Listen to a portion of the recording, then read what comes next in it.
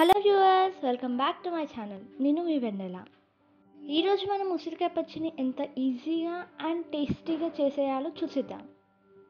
ఉసిరిలో ఎన్నో health benefits ఉన్నాయి. అవి ఏంటో అన్నీ డిస్క్రిప్షన్లో మెన్షన్ చేశాను, ఒకసారి చూసేయండి. ముందుగా ఉసిరికాయలని శుభ్రం చేసుకొని ఒక క్లాత్తో వాటర్ లేకుండా తుడుచుకొని పక్కకు పెట్టుకోండి. తర్వాత చిన్న చిన్న పీసెస్లా కట్ చేసుకొని పక్కకు పెట్టుకోండి, లేదా పూర్తి ఉసిరికాయ కూడా వేసేసుకోవచ్చు.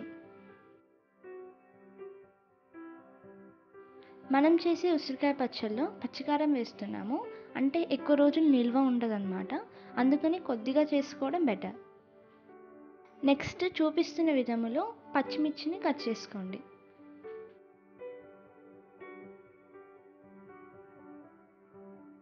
ఇప్పుడు స్టవ్ ఆన్ చేసి గిన్నె పెట్టేసుకొని జీలకర్ర మెంతులు వేయించుకోండి. ఒకవేళ మీ ఇంట్లో జీలకర్ర మెంతుల పొడి ఉంటే స్కిప్ చేయొచ్చు. తర్వాత తెల్ల నువ్వుల్ని వేయించుకోండి.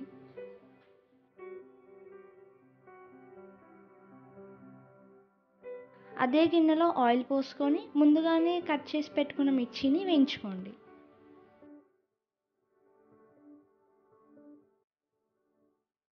పచ్చిమిర్చి మగ్గేంతసేపట్లో వేయించి పెట్టుకున్న దినుసులని మనం గ్రైండ్ చేసేసుకుందాం.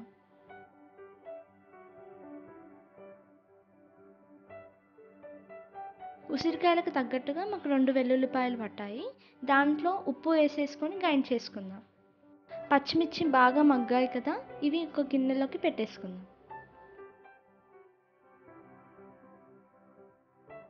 అదే ఆయిల్లో కొద్దిగా పసుపు వేసుకొని ముందుగా కట్ చేసి పెట్టుకున్న ఉసిరికాయలను వేయించుకుందాం.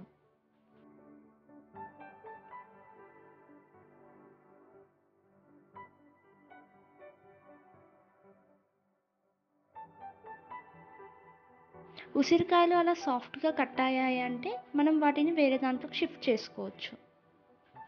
అదే ఆయిల్లో జీలకర్ర, ఎండుమిరపకాయలు, వెల్లుల్లిపాయ ముద్ద వేసేసుకోండి.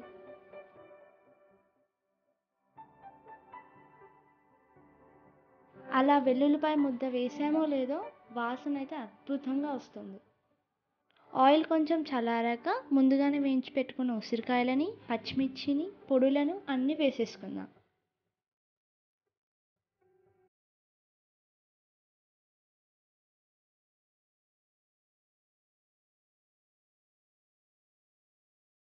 లాస్ట్కి సరిపడా ఉప్పు వేసేసుకొని కలిపేసుకుందాం.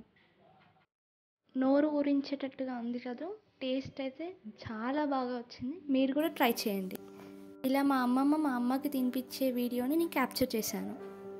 Thank you for watching. Please like, share and subscribe to my channel.